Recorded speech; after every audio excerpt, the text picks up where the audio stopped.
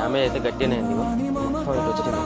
ఇటు అంత సరిగ్గా కనిపించలే కానీ ఇది వచ్చింది. మొత్తం అంటే ఇలా దగ్గరకు అయిపోయింది, తక్కిపోయింది.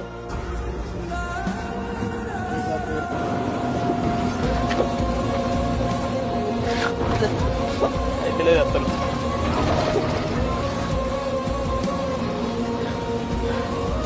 ఓడి తెలియదు ఎంత కష్టపడ్డా.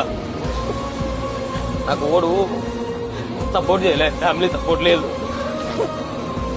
ఒంటరిగా వచ్చిన రూపాయి మిగలదు. నేను ఎంత కష్టపడ్డా ఎందుకు వచ్చినా. నేను మనకు లారీలు కొనుక్కున్నా అంటే నేను లారీలు ఏం నేను నెట్ క్యాష్ పెట్టి ఏం కొనలే, ఈఎంఐలో కొనుక్కున్నా. నెలకి ₹1,00,000 ఈఎంఐ కట్టాలి, ఒక్కొక్క దానికి 2 లక్షలు కట్టాలి 2 లారీలకి.